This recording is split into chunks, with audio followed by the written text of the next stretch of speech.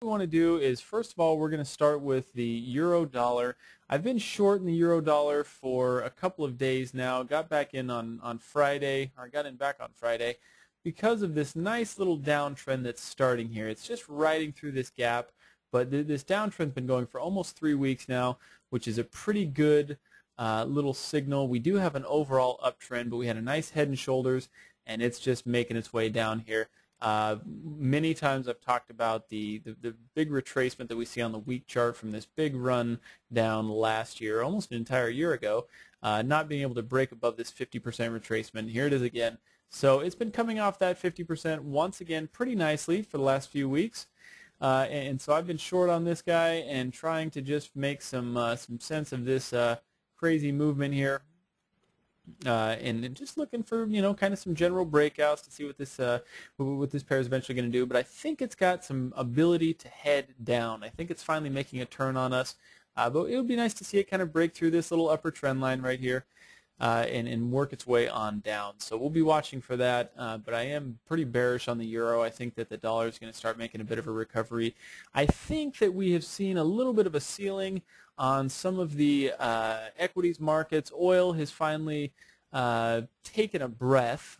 I don't think it's going to stop going up, but it's taken a breath. It hit over $72 a barrel, I think, it's kind of leveling a little bit. It's down. I think it's at 68, 66, 68, something like that. Today is basically where it closed. The stock market wasn't, the Dow wasn't able to really get much above that 8,800, and it's back down to, geez, my numbers are all rusty. Let's see what we have here.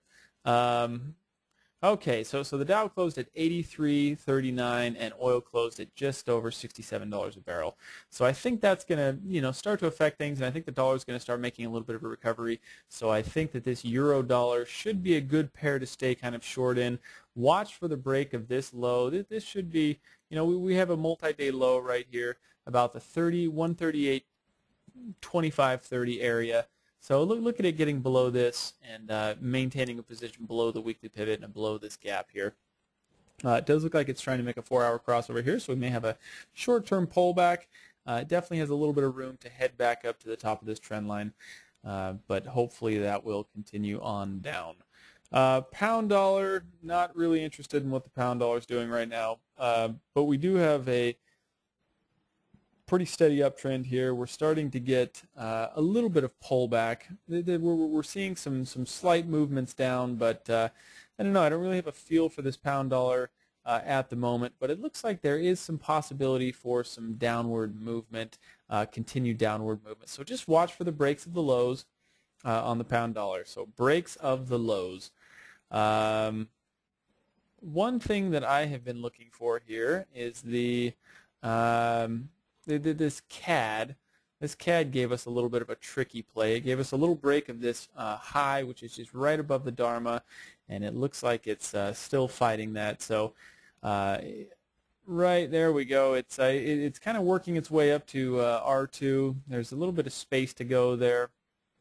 From this breakout here, about 35 pips, nothing major.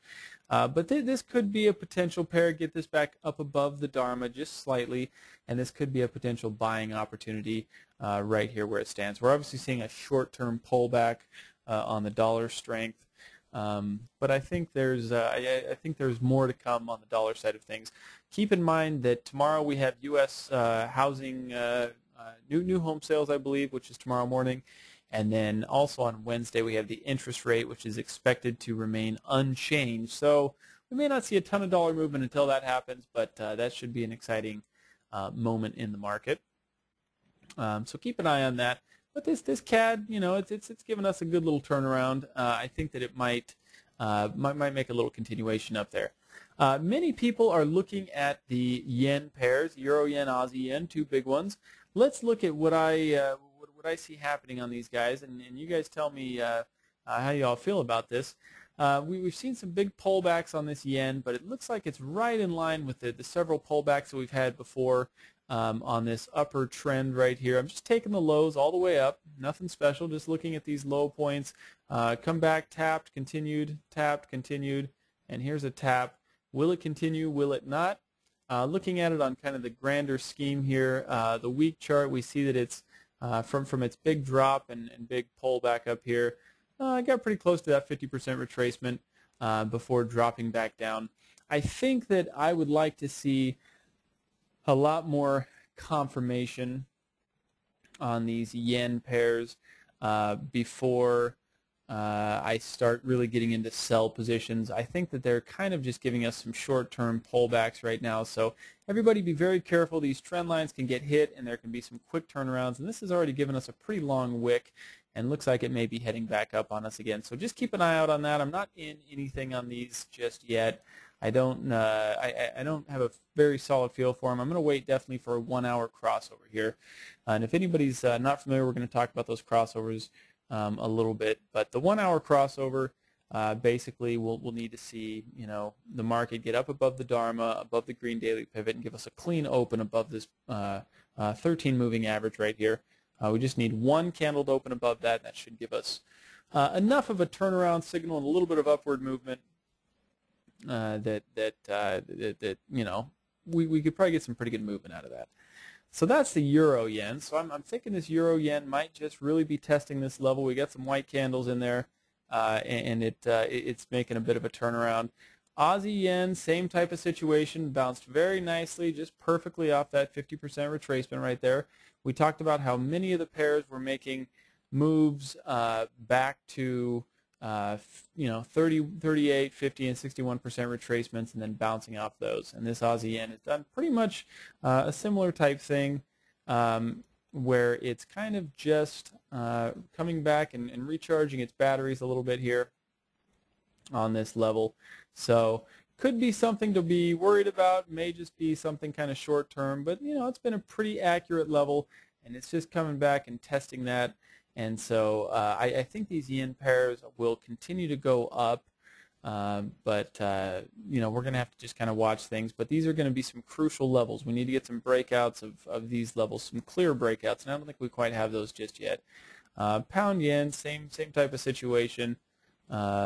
It's given us a little bit of a head and shoulders pattern here, and it's got some pips to go before hitting that trend line. A good 350 to 400 pips to go before hitting that trend line, just like all the other pairs. It's kind of just bounced on that, so there's another possibility of hitting this guy somewhere down here. But nice head and shoulders pattern there, so we could see some more downward movement in all the yen pairs, but they're definitely at some crucial levels, so just be careful on those selling opportunities, like on the euro yen and the Aussie yen, and just kind of pace yourself and make sure that you're aware of those levels. You're looking at the big picture, and that nothing sneaks up on you here, because these guys can tap these trend lines and turn around very quickly. We saw the euro yen, just a single tap. Second it hit that, it didn't stop going up for 1,000 pips. Same thing right here. Hit it, pretty consistent 1,200 pip upward run, and we're already seeing a pretty nice little white candle forming there. So that's something to definitely look for and be aware of. Any questions on that so far? Does anybody have any questions? What we're looking at on the possible yen pairs? While you think of your questions, one final thing that I'm looking for, this euro pound. Remember, every time we see any kind of irregular movement between the euro dollar and the pound dollar, that's the time to really go look for that euro pound. We can see some very nice movements in there. But right now on the day chart, we see that for about 4 months now, we've had a pretty consistent downtrend on this euro pound. One thing that I'm looking at, this has been a pretty choppy pair, but I am looking at this overall, just coming back to this low right here. No major retracement, it's just kind of continued up from the low back here in approximately July of 2007 all the way up to the high, and now it's been in a downtrend for several months now. It looks like it's got nowhere to go, but it may come up and test this trend line up here, but it's got nowhere to go but down to make its way to the 50% retracement and this nice little support that's formed right here at about the 80. Hold on, I'm gonna move this guy right here. That's at about the 0.82 3540 area. So there's a good 250 pips for this thing to go. So we'll keep our eye on that. And that's what we see happening there. Okay, I'm going to stop this recording real quick and see if we can post this on the website.